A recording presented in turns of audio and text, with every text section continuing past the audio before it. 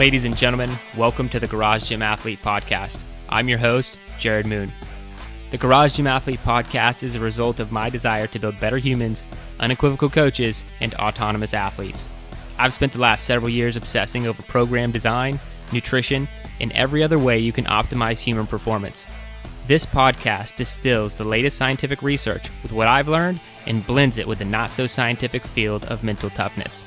We are here to build you into a dangerously effective athlete.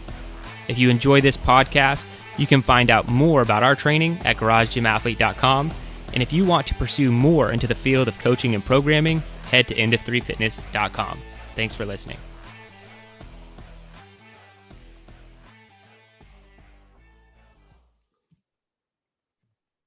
All right, ladies and gentlemen, welcome to the Garage Gym Athlete Podcast. Jerred Moon here with Ashley, Joe, Kyle, everyone. How's it going? Hey. Grand it is. So we're going to get straight to it today. We're going to be talking about a study. Well, they're going to be talking about a study. I'm going to be talking about a bunch of other things related to the study. Shocking. The name of the study is Caloric Restriction Induces Anabolic Resistance to Resistance Exercise. It was done in 2020. And I don't have anything else to say. So what do you guys... No, I'm kidding. It took me a while to find out how many participants there were. There were 15 participants is what they started with, and then didn't it get like whittled down even further? So like and seven. Yeah. There was 5 men and 2 females. Yeah, like it just kept getting whittled down. And the cool thing about the participants, they were fairly well trained. I think the average back squat was 1.4 plus or minus 0.1% of their body weight, which is pretty advanced. The actual programming methodology they were using was 5x5 back squat, which is very common programming technique, if you're familiar with that. And they were really just controlling for different nutritional conditions and seeing what the response was, because there's a lot, and I don't want to get in too much because it's just going to get confusing with like the CRC group and the CRP group and the CON group. Like, I don't think that, to be honest, the listener, that matters that much. We do always link to the study specifically if you want to go read it more in depth. I think the main takeaway and what we should be focused on for the listener is, can I gain muscle mass? What are the ramifications of going in a caloric deficit? Because a lot of people want everything. They want their cake and they want to eat it too. They want to be able to lose a significant amount of weight while gaining a significant amount of muscle mass. That's, I don't know, maybe anyone and everyone who gets into training or fitness. And there's a lot of research around this. And like I said, I pulled up a bunch of other studies, but this one went a little bit deeper than just, can you gain muscle mass while going into a caloric restriction? They also talk about some of the hormonal responses and things like that. Overall, I think the study is teeny tiny. That's why I didn't focus on it too much. But it was thorough. I won't fault them for how tiny it was because of how thorough it was. It was very thorough. They did a lot of blood testing and all sorts of stuff. And I think that's pretty awesome, especially with how trained they are. Very runs in parallel with a lot of, I think, what our athletes would kind of be at least up to par with. And not even all of our athletes would be as well trained as some of these people were. So let's talk about it. Caloric restriction and endocrine anabolic responses and everything else. I guess I'll just say Joe. Joe, what'd you think about this one? Well, I'm not going to talk about that second thing because I can't even repeat it, what you just said.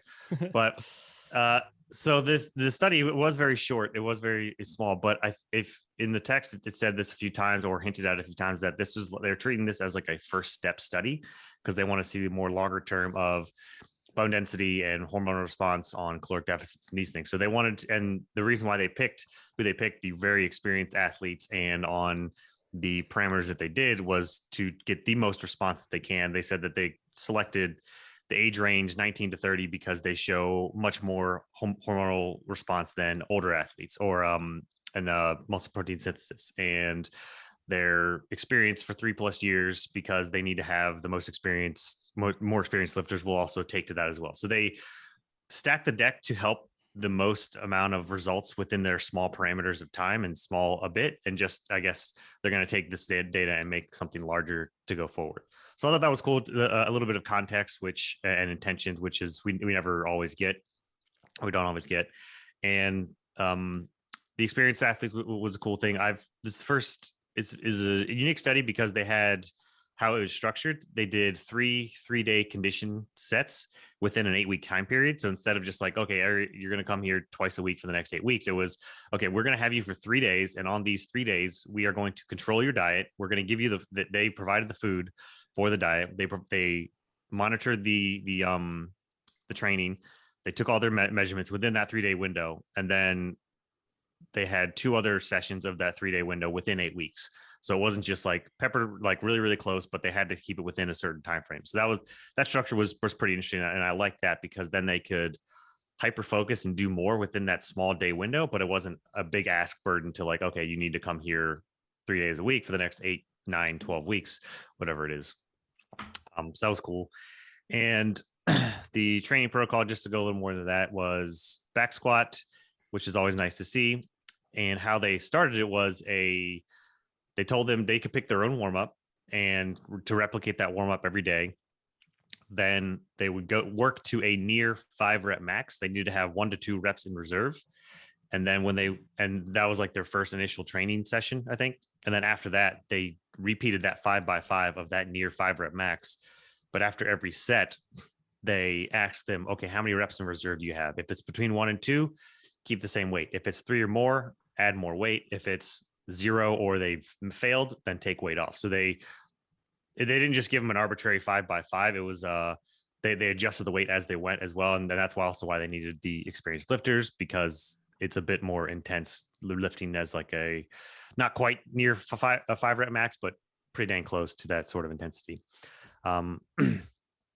Yeah, it was cool with that. And the seeing that the how much resistance training can help with preserving bone density and hormonal response is definitely good to see, because everybody, so many people go to lose weight and they just like, okay, I'm just gonna do a ton of cardio, burn a ton of calories and be done with it. But then like the long-term effects are going to hurt you in the long run.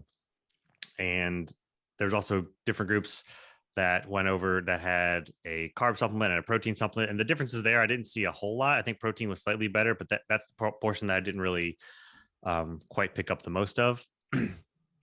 But I think it was overall pretty good, pretty cool to see. And there might even be some, I'm interested to see what you guys took from it, because it was a little bit of a different study. So we're going to go with Ashley next. Okay. So I'll just go a little bit over like what they took. For the protein supplement, they did 1.2 grams of protein per kilogram of body weight. So decent amount of protein there for each of the conditions. And I like that there was males and females in this, obviously. But one of the things that I found that was disgusting was, did you guys see that they used Ensure for one of the one of the protein supplements, I guess? And then they had Isopure, which Isopure is actually not a bad quality of whey protein, but and then the thing that I found interesting was they supplemented with calcium and vitamin D. Mm-hmm. So that way, cool. Yeah, but I guess because of the blood test, but I was wondering like what would have been, I don't know, to me, like if they wouldn't have supplemented with the calcium and vitamin D, like besides people being kind of different on blood markers, like why would that even matter?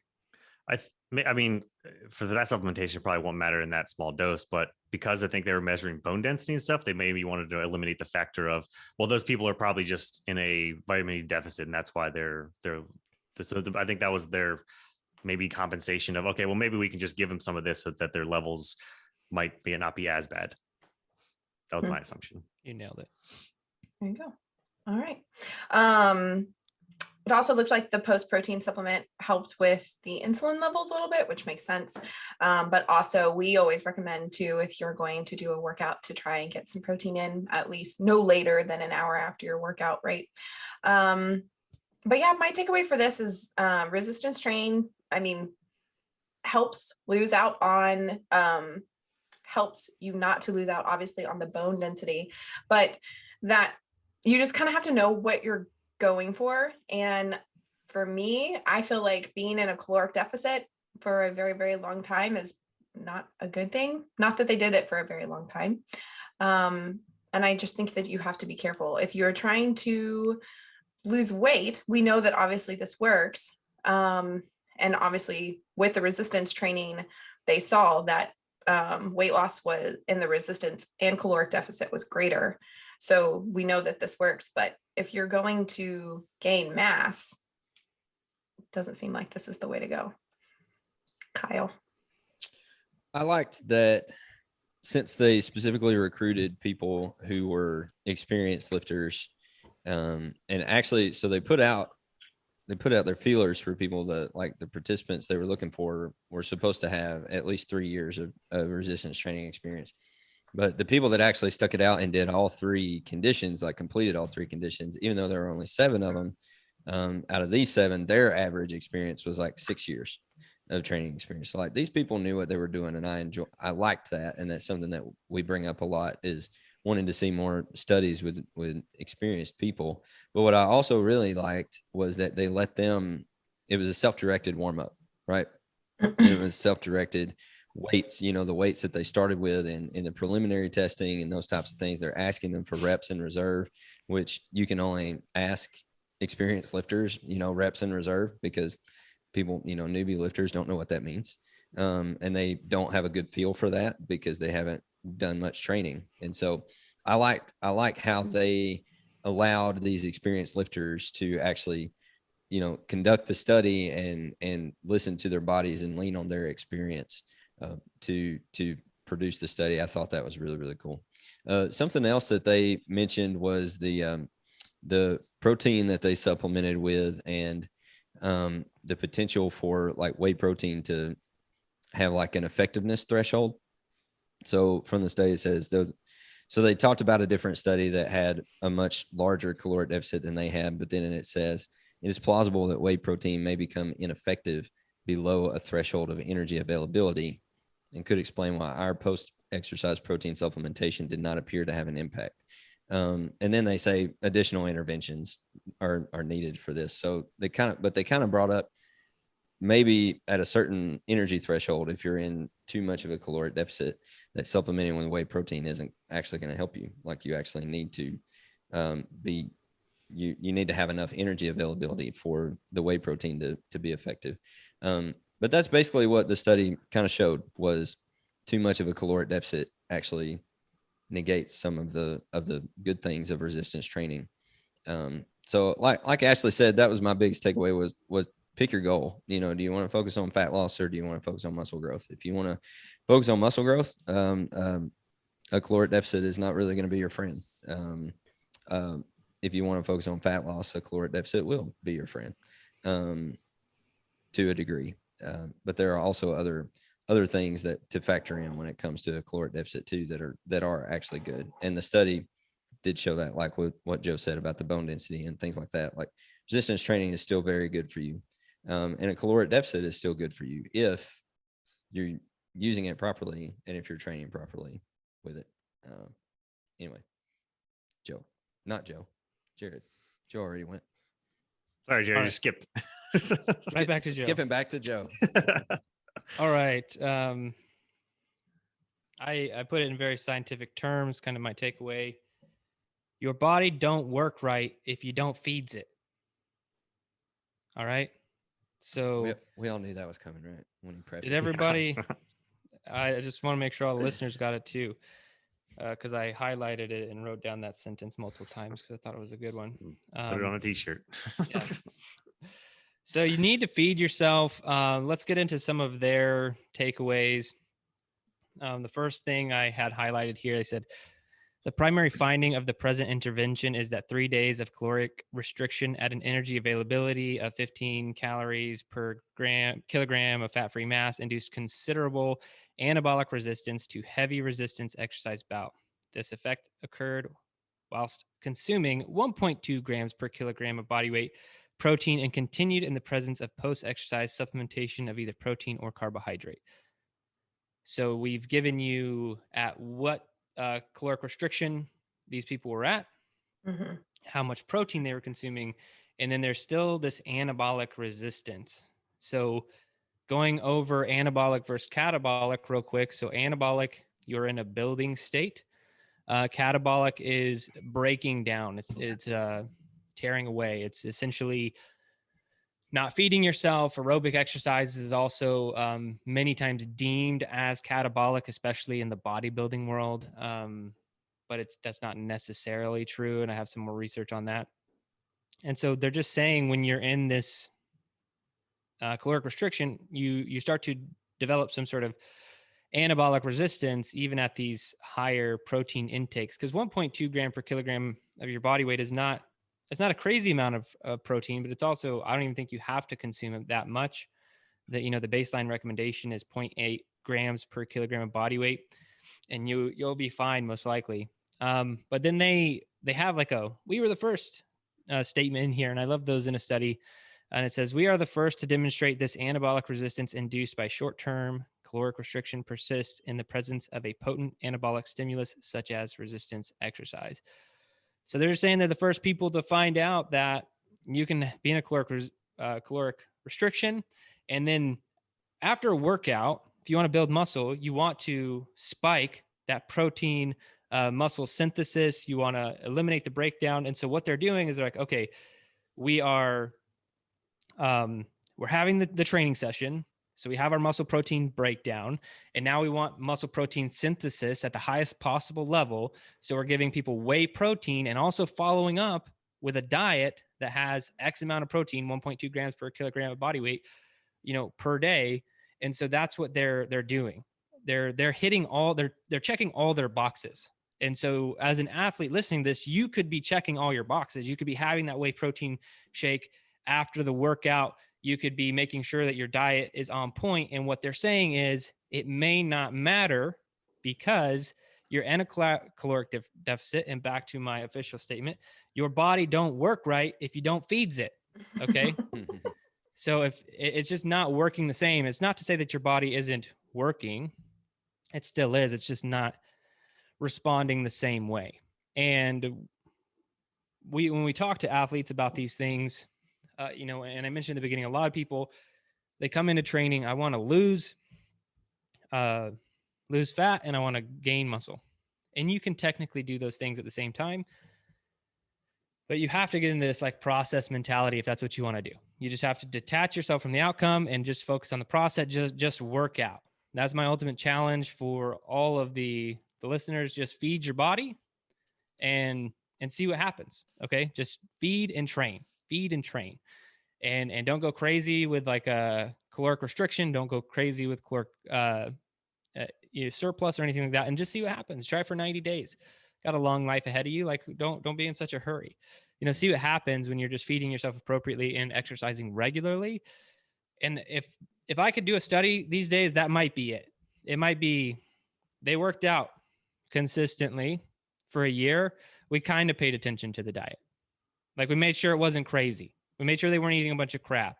We made sure they weren't drinking soda, like just some basic stuff, and see what happens. Because I think what we're doing with these studies over the last several weeks over and over again is we're just making this case that fitness does something else to the body. It does something else that goes so much further beyond whether or not you're gaining or losing weight, whether or not you are preserving lean tissue or not. There are other things happening, hormonal responses that are not often accounted for when you are just doing fitness. And so I think that that's my biggest takeaway is just be consistent. Because I did pull up a lot of other studies, and sometimes I like to go back.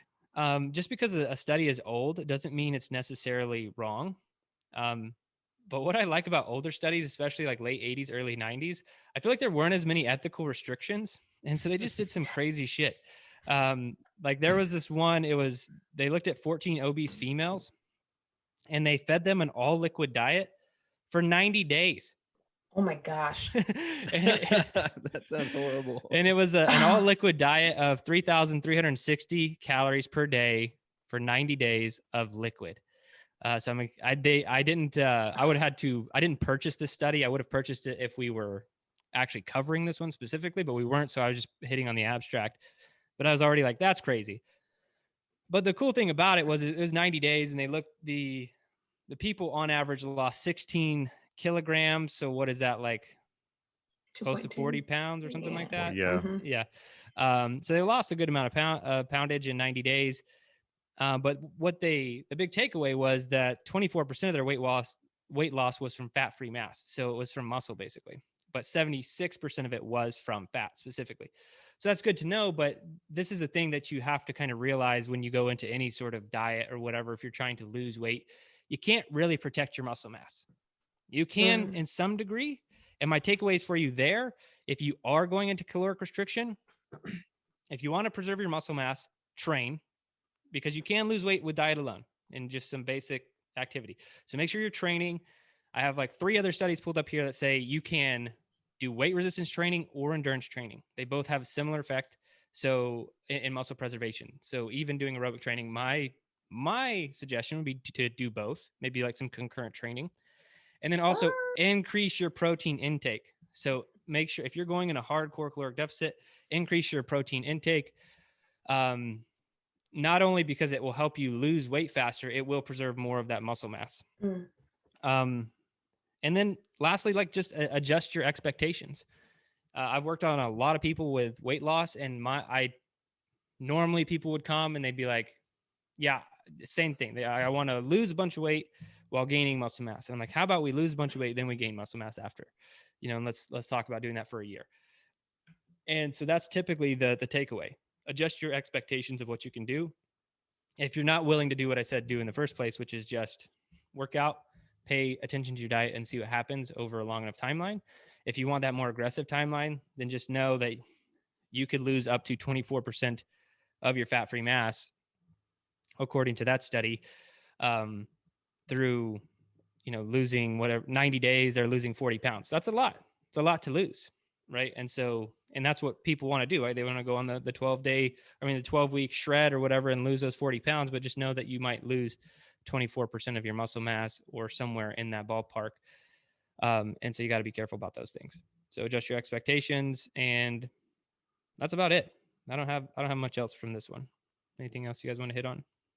I was just going to say, I remember when I first joined Garage Gym Athlete and we did shred. And I'm jogging your memory a little bit, but I was probably eating around 15 to 1600 calories when we had our first call, and you told me to eat 2000 calories. And I think my jaw dropped and I actually lost like fat. I lost body mass, I lost weight on it. And then, my back squat went up and all sorts of other things happened too, because I was eating.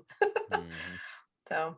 Well, going back to the takeaway, your body don't work right if you feeds it. So you want that body to work right, feeds it. It's just to make that the title.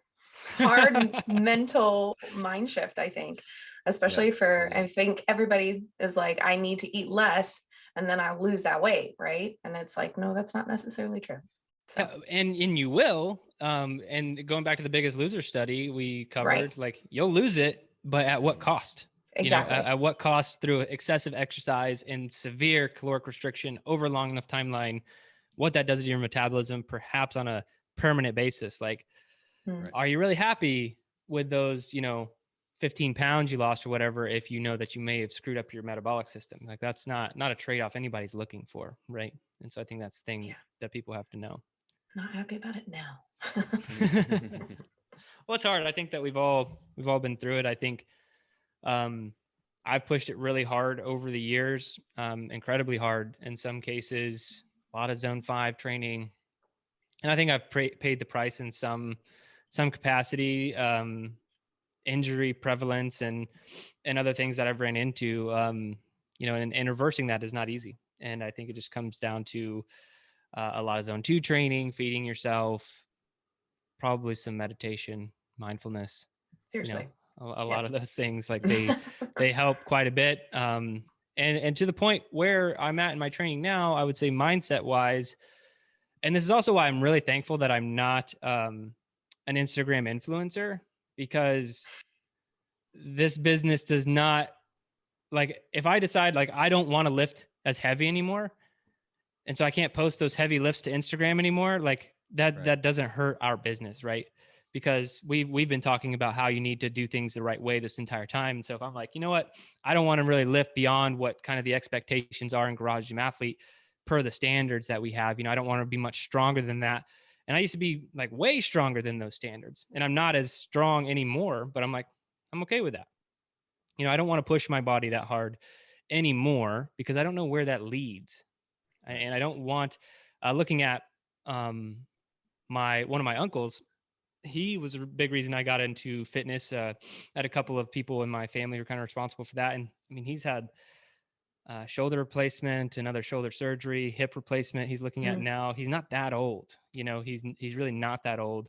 I think he's in his late 50s for those kind of operations and surgeries. I'm like, damn, I don't want that. Yeah. No thanks. Yeah, I'm not interested in any of that. And then it's easy to see if you look at, and I've talked about this all the time, like the elite powerlifters, you look at the end of their life cycle. I don't know who desires that. To say that they were the strongest in the world comes at the greatest cost, maybe of any athlete. A lot of those guys die young. They have severe problems, hip replacements, all sorts of crazy stuff. Some of these people doing hip replacements at like 38 years old and 42 years old. And it's crazy stuff. But I don't need to jump all over the place here. Just make sure that you're in fitness and training and health for the right reasons. You're doing it correctly. If you do want to push hard for a specific goal, there's nothing wrong with that. So don't let me make you feel that way. That's not really what I'm saying. I'm just saying you have to know there's a trade-off. You can't just be in this caloric deficit forever. And so if you have a lot of weight to lose, maybe do these 90-day sprints, but there's got to be a recovery period. If you have 150 pounds to lose, that doesn't mean I'm going to be in a caloric deficit and until you lose it. training my ass off for 150 pounds straight. Maybe do 20 to 30 pounds, like I said, in these 90-day sprint periods. Like, okay, I'm going to push it hard. And then I'm going to go into at least a 30-day recovery period. I'm going to eat more food. I'm going to exercise a little bit differently, kind of like a deload on the central nervous system, a deload nutritionally, a deload in your typical training, and then get back to your sprint and continue losing the weight. Will it take longer? Yeah, but we're not going to fry you. You're not going to ruin your metabolic system. You're not going to have all these problems that come along with pushing yourself too hard for too long. And so that's how you should approach weight loss. And especially muscle gain. There's muscle gain, you just have to eat a lot. And just like you can't lose weight without losing some fat mass, you can't gain weight without gaining some fat mass. There's always going to be some sort of trade-off here. And you have to know what that is, and you have to plan accordingly on like a longer timeline. Cool. All right, let's get into our workout.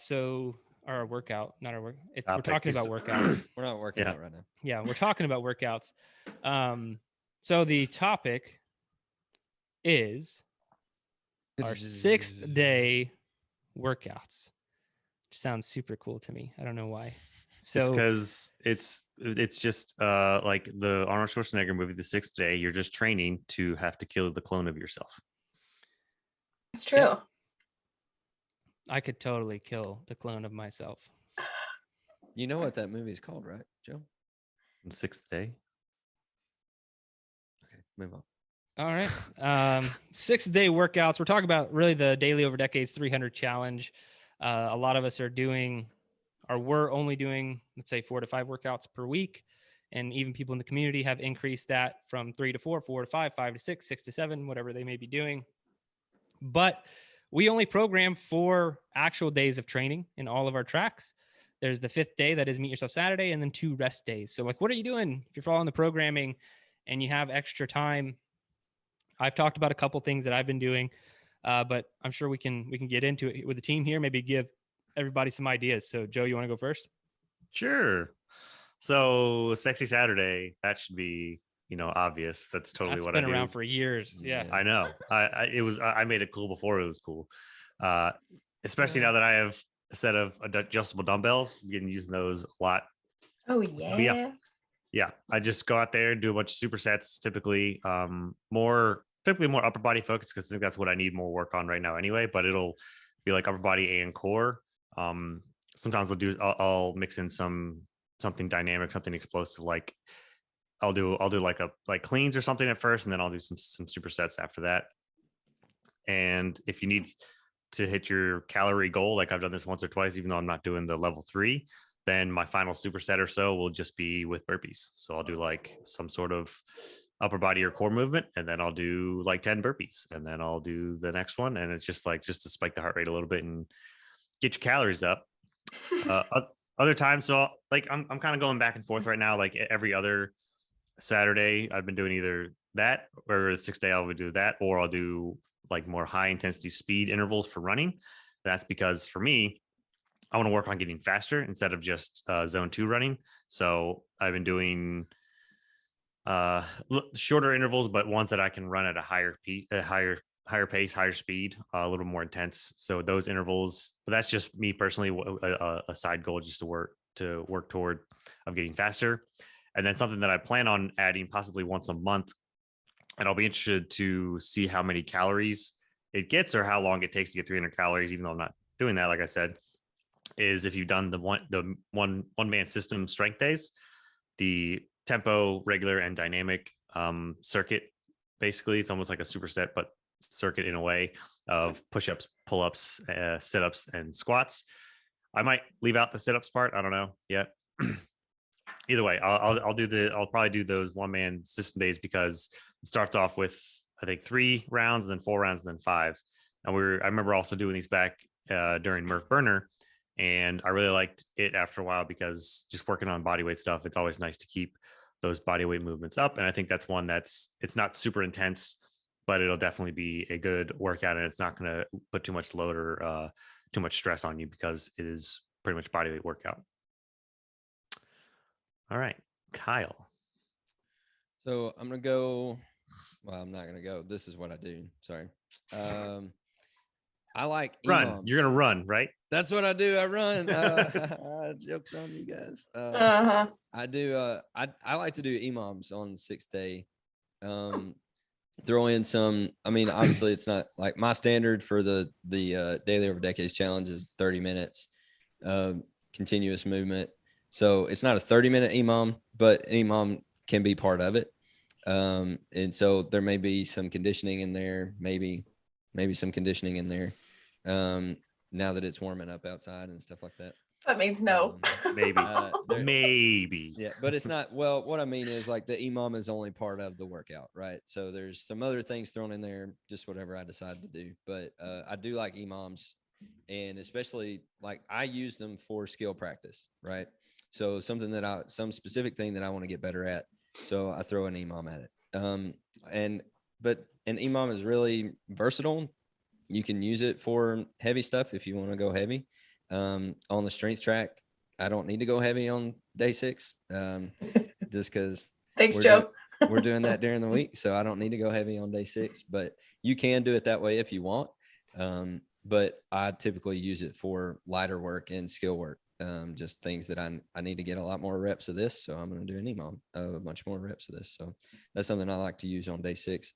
Also recently, because of the volume on strength, been doing yoga, which I've talked about before on the podcast. Been doing yoga on day 6. Man yoga. Yep, that's what it is. So, and it's actually been really, really helpful, helping me with a lot of mobility stuff, and probably just stuff I should have been doing anyway. So good excuse to get it in. So yeah, day 6, doing some yoga. Now, like I said, now that it's warming up outside, go outside and do some more conditioning outside, as opposed to just doing the airdyne indoors. So I know you people that live up in the Great White North, are probably thinking I'm a pansy for not running outside in the wintertime. And you're right. I'm a pansy. I don't run outside in the wintertime. That's why I have an air down. So I do it inside. But anyway, also something else, just things that I like to do that haven't been in the program for the week. Right. So if there's something that I enjoy doing that wasn't in the program this week, I'll throw that in there somehow, throw that in there to a 6-day workout. So maybe that's what comes before the EMOM or whatever. Anyway, just some ideas. Those are things that I do on day 6. AKA deadlifts for you is what I was thinking. Those are things you like to do. Yeah.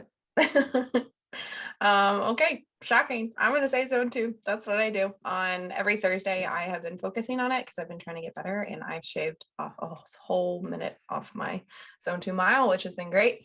But I'm also working on my upper level of zone 3. I'm in the math calculations though, so that's what I've been using.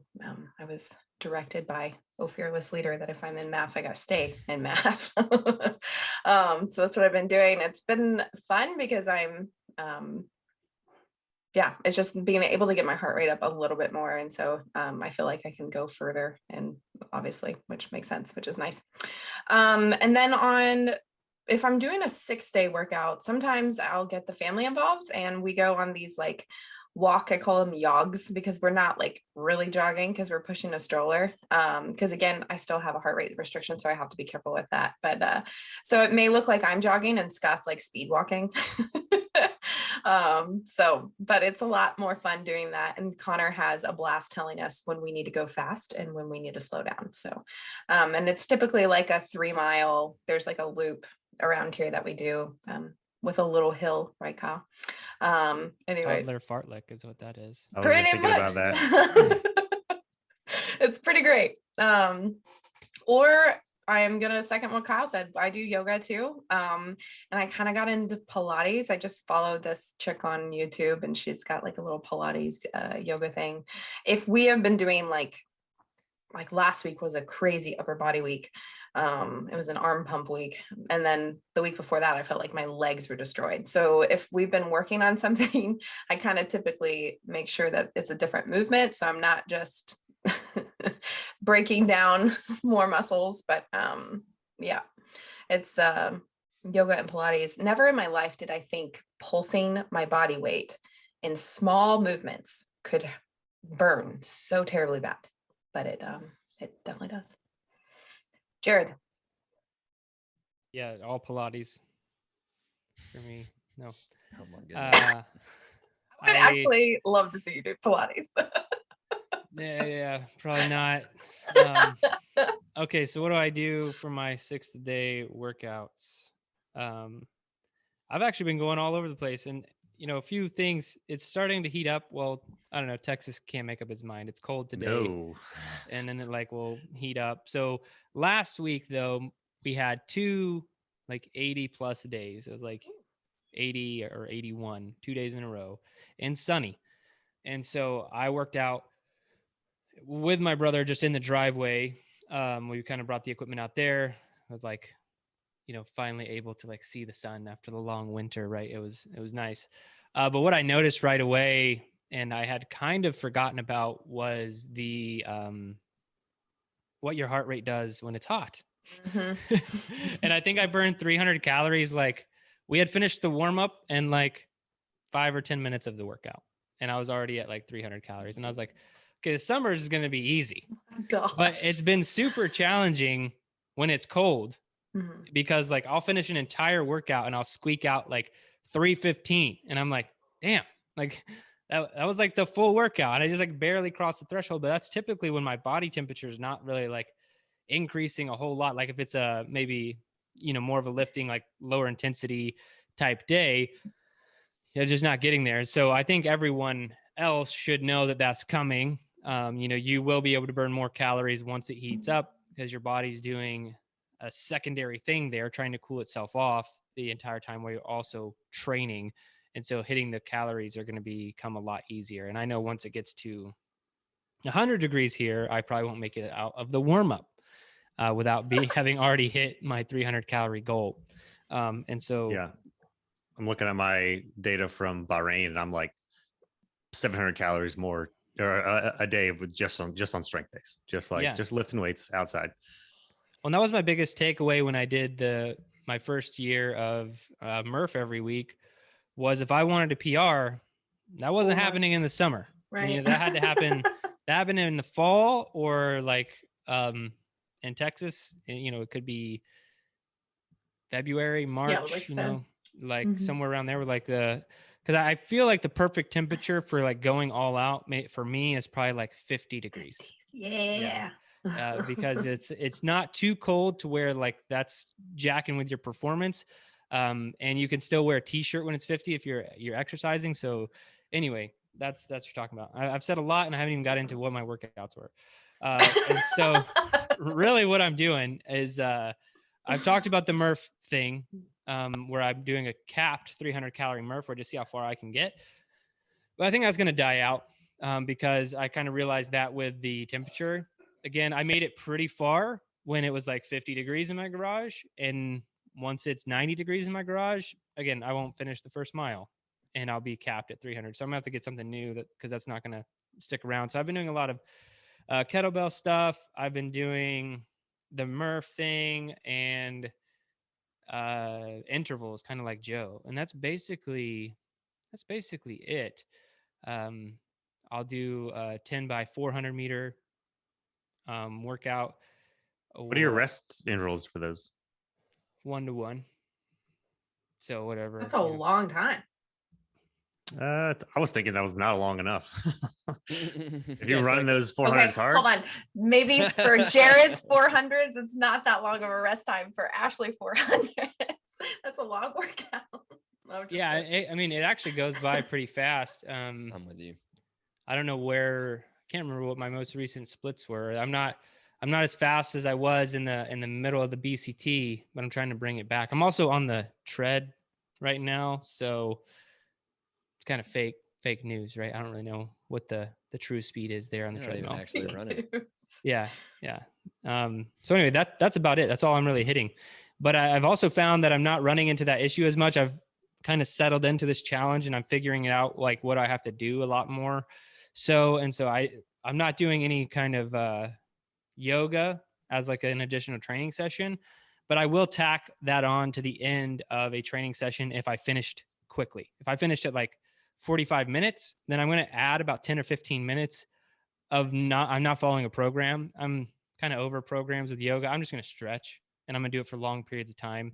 And so I'll just do all the areas I feel like I need to stretch. And I'll do that for like 10 to 15 minutes towards the end of the training session to prolong it, add the extra 10 calories that's going to burn, and then, call it a day. But I'm not doing it as an individual training room session, but I would say just have fun with it. Like this past Sunday, I did need, I think it was like 9 minutes. And so I went outside and I was just doing some kettlebell stuff. Cause I told you guys I got that new heavy kettlebell. So I was practicing Turkish get-ups with an 88 for a while. And that was just like, that was fun. That was good workout. Fun. Yeah. And so it's kind of just like a fun day, if I'm not trying to train something specifically, I'm just out there. Yeah. My kids are normally out there or something on that day. And so I'm just having fun with it. And I would recommend other people do the same. Don't always get so wrapped around this, what can I do there? Like if I need to get calories burned fast, I'm just going to do burpees or I'm going to run or whatever. But it was fun to just work on a skill, like the Turkish get up for 30 minutes and practice that, or, do something that, maybe you're not very good at hang cleans and you want to practice that for a little while. Like that's still exercising, that's still training. And maybe there is a skill that you're not that good at that you could be a lot better at that would improve your fitness. And so you could use that additional day to practice fitness. And this doesn't mean you need to go practice walking on your hands or, whatever CrossFit would have you believe is important. I'm talking about actual skills that would be useful in the gym, like perfecting your back squat form, or, like I said, doing a Turkish get up, or just something that you're always wanted to try. And I think that's what I loved most about a garage gym when I first started. I really feel like my first year was just doing all the shit I knew that was out there that I was too afraid basically to try in like a Globo gym. like other like weird stuff, like a Turkish get up. Like I'm like, I'm not gonna do that in front of a bunch of people and like embarrass myself and drop a kettlebell in my face. Like that's not what I'm gonna do. I'll do that in the privacy of my garage where no one's watching me, and I can just die in peace if that were to happen. No one can call 911. Yeah. So that was my preference, but I just did a lot of stuff like that that I had always wanted to try or work on. It's how I perfected a lot of skills, just a video camera and doing crap in the garage with Olympic lifts and back squatting and deadlift. I mean, I think I spent 2 weeks overhauling my deadlift once I started working out in my garage, just because I knew the form wasn't great and I wanted it to be perfect. And so just think about those things. Not always this caloric burn. You'll get there. If you're moving your body, you'll get there. But throw in some extra stuff and have some fun with it. I think if you do a Turkish get up for the first time in like a long time, it's been a long time. It's not like riding a bike. It feels like you're trying to learn to walk again. And like even laying down, I'm like, wait, does this knee go up or does that knee go up? Do I start with my hand or do I it with body weight first? Yeah. Just hold your phone above your head and just see if you can go through it. You can hold your arm up.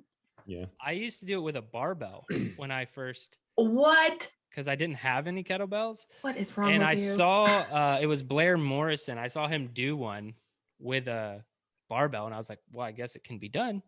So that was one of the things I went out there and practiced, and I actually got really good at it. So I'm trying to bring that back. I could do a very heavy barbell Turkish get up, and I want to get back to that point. And so I started practicing with like Joe said, when I got back into it, because I hadn't done it in a long time, we have a 26 and then 35, 50, 70, 88. So I did a Turkish get up with each one of those, and then did a couple with the 88 after I got there. It's just a fun skill to practice. Yeah. Risk reward is there's a lot of risk, not a ton of reward in a Turkish get up. So I'm not not telling people to just go do some Turkish get ups out there. I think they're really good for you. I think they're good for your shoulder, your core, or really if your full body, but don't hear me saying this is super important. You need to go practice that one thing. There are a lot of other things you could practice, like not rounding your back in a deadlift or having a proper back squat before you get to those things. Pull-ups, push-ups. Yes. Get a perfect pull-up first. Yep. All right. Let's work out. It's the best meet yourself Saturday there is. Well, we all know that around Fit Week we do this, so we know what's coming. It's the end of 3 or EO3 5K, excuse me. It is 6 rounds of an 800-meter run. I suggest, well, you could do this on track, but I like going out and back 400 and 400. And then you have, right after you're done with your 800-meter run, you have 3 rounds of 5 push-ups, 10 sit-ups, and 15 air squats. And then you repeat that whole thing 6 times. Rest for 3 minutes when you're done. 100-meter sprint. Rest 1 more minute. 100-meter sprint. There is a 60-minute time cap, and you have already rested 4 minutes. So basically you have 56 minutes to get this bad boy done. Tips, tricks, music suggestions, go. My tip on this one, the only one I'm going to share, is, in my opinion, having done this workout several times, you make up your time on the runs. You can only do calisthenics so quickly. And there's a little bit of transition time in those. Obviously, that doesn't mean go slowly on your calisthenics. It just means there's more of a limit. I feel like I can always run faster if I want to or if I need to. There's only so fast that I can go on a push-up, and I can only push myself up so fast. So I feel like with the calisthenics, you're limited a little bit there. So I feel like you make your time up with how fast you run your 800s. So don't skimp on those 800s. Make sure that you're pacing. Don't kill yourself on the 800s, but try to go fast. So yeah, max sustainable pace for the 800. I think I've said it a bunch. Cows are fast. But what I want to talk about is, oh man, Jerred, how's the GGA 5K coming? Oh, I got it right here. Don't try and surprise me with something I'm not prepared for. I was like, I feel like you two briefed something before we even got on. So here, yeah, I actually have it pulled up because I just happen to have my notes, and my notes have all my notes. So you guys want to You want to hear the GGA 5K? We really didn't plan this. I have it all up here. I don't know if I It's want in to his heir it because notes if then you didn't hear it. once when you say it out into the world, it becomes official, and I haven't Yeah. had time to correct it yet. Seriously, or well, at least Marco hasn't had a say, Yeah, we so haven't- that's we good. That's haven't true. ran it There's past the Marco yet. balance. Unless Jerred Marco sent it hasn't to made it. Marco first. Who knows? Nope, I'm overruling everybody. I'm going to read it right now. So here's the GGA 5K. If you're like, you know what, I've done this EO3 5K too many times. What is the GGA 5K? And it's not much different. Okay. It's 3 rounds. So much fewer rounds. Okay. Much fewer rounds. Already know that. It's already going to be longer. You run 1.03 miles. 1.03. Yep. And then you do 6 sets of 5 reps 3.1. pull-ups, Okay. 10 reps push-ups, 15 reps sit-ups, 20 reps squats. Okay. So not that hard. That's it. That's the whole thing. You're 6 rounds of the calisthenics in between the 6 sets between mile, the 3 rounds. mile 0.03 run. and then you add one more movement. Well, pull-ups is not in the other one. What was the other one? Pull-ups, sit-ups, air squats, and push-ups? There's 5 pull-ups, 10 push-ups, 15 sit-ups, 20 squats. Okay. So All it's like right. the EO3 5K, but you need a pull-up bar. So it's like Murph in the EO3 5K. I don't want to say had a baby, had a Frankenstein. Yeah, because you And- throw up sit-ups because Mark Yeah, and doesn't do it's sit-ups. way worse than So- maybe even Murph. Yeah, you're running a mile at a time. A little over Yeah. a mile at a time. For that 0.03, 0.03, for people that know their 1 mile loop, that 0.03 is 48 meters, 48.2 meters. So 50 Good job. meters added to your Yeah, go So to your you- halfway point and then just go a little bit further and then turn around. another 25 meters, and that's it. Yeah. So there's your alternate. If you don't want to do the EO3 5K, do the GGA 5K, which we have just spoken into existence. You wouldn't have made that any different, right? Like, how would you? Can't talk that one down. I didn't say put a vest on. I should No. have. Oh, stop that. Is there a time cap on the GGA? No, Oh, there's No not. time cap. Just No get it okay. done. Get it done. Get her So done. that's a question. It should be faster than the Yeah. EO3 5K. Why would think. it be faster? Why? You have more Because- reps. Last time. Well, you don't have 3 and then the 1 minute of rest, I think. They're saving 4 minutes there. Maybe. Not even. I was like, you I don't have think you're gonna more say 4 calisthenics. That's true. Yeah. I don't know. Like, no Yeah. way. You have an extra movement and double the rounds of calisthenics. That's true. It's a different stimulus running a mile at a time versus 800 at a time as well. Like, Let's Trying tell to- you all the reasons why you're wrong. Yeah, please do. Please keep going. I could keep going. That was such a. Why that was so wrong. I think maybe if you guys saw it written, it would be better. It's hard to just keep what it is in your brain. I'm looking at it right here In your notes. in my notes where I Your keep all my notes. notes. So redundant. Yeah, I have notes in my notes, and then within there, they're nestled in Oh that gosh. section. Do we still have tips? What are we, Joe? That was all you want to try and drop a bomb? You thought I was just gonna be real vague, and then I come out with a whole workout, and then got any tips on the EO3 5K or the GGA Oh. 5K? Probably not. I think All it's his the tips same. on the GGA one are wrong. So Yeah, apparently. Apparently, don't go faster than the Go, EO3 go 5K. 25 meters further, and it'll be faster than Yeah, the EO3 5K. I did the math for you. There's my there's my thing. My contribution. All right, I Mm. guess is it Ashley? Yeah, I can go. I mean, there's not much else that I can say to this for the EO3 Pretty much 5K. same strategies.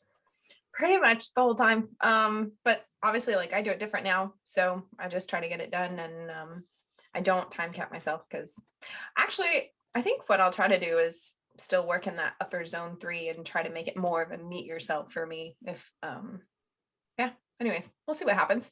And then for music, as always, this one's EDM for me. Always has been, like Tiesto or Martin Garrix or something like that. Or I mean, I could always go girly and go like Britney Spears or something Taylor lame like Swift, that. yes. No, She is- no, I do not do T-Swizzle.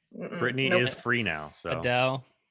Adele. I would not listen to Adele for this. She's too Okay. slow. I'm sorry, I'm not familiar with what. if you're in He's pain just- and if you're in he's just pain and listening to crying, female I think artists, Adele that's is Something with like a good beat. Oh, you could go like throwback, like Black Eyed Peas or something. Cardi crazy. B. Yeah. Oh my goodness. Black Eyed Peas is Jerred, throwback range. Wow, I have really bad suggestions on music. Oh, for Look. 3.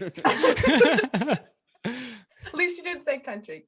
Yeah, I would say Black Eyed Peas is throwback now. They are like, they haven't had released an album in a hot minute. They still make music? See? That's why I think they're a throwback. All right, Jerred, what's your tips? I got nothing.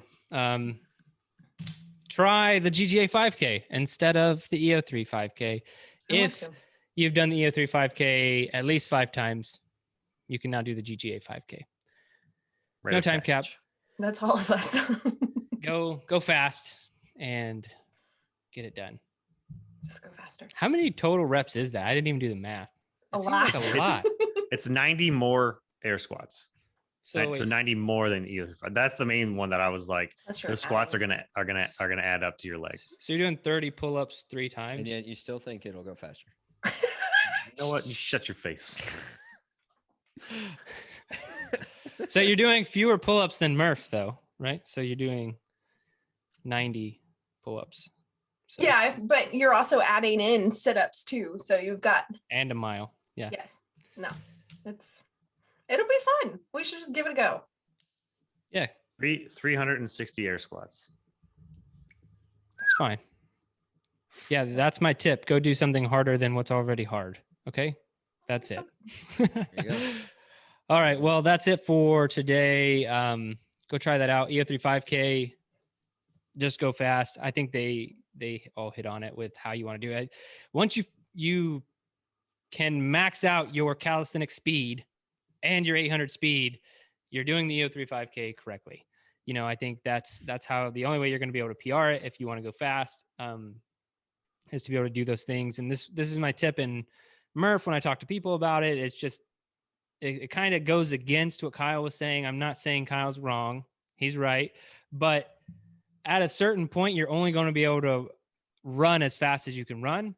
And so where you will be able to get better is going to be the calisthenics, but that's not going to just be like, go do that. Like that's something that you have to develop over time. So Kyle is giving a more in-session strategy. I'm giving a longer term. Once you've maxed out your speed, calisthenics is where you're going to get faster, but that might take months and months of practice to get faster at calisthenics, to be able to do air squats as fast as you can and push up as fast as you can. Because I've done this workout next to people and I can do 2 squats for their every one. Right. And it's not because I'm so much better than them. It's because they're just not moving fast. You know, they're like squat, you know, like, no, get down, get up, get down, get up. One question before I do officially end it out. Can you put your hands on your knees when you're doing air squats? No. You're not twerking here. That's it. We're just going to end on that. We're just going to end it on that. We're not twerking. 0 reps of the twerk in the EO3 5K. All right. No twerking here. All right. For all of our athletes who twerk, get your hands off your knees. For those of you who don't, you're awesome. For everybody who is a member of our programming, we do appreciate you. For anyone who wants to become a non-twerker, fast-moving athlete, go ahead and sign up for a 14-day free trial at garagegymathlete.com. We'd really appreciate that. But that's it for this one. And remember, if you don't kill comfort, comfort will kill you. Gym Athlete Podcast. If you want to learn more, go to garagegymathlete.com. You can learn about our training. Let us send you a copy of our book, The Garage Gym Athlete, or you can even get featured on the Garage Gym Athlete Podcast. Thanks for listening.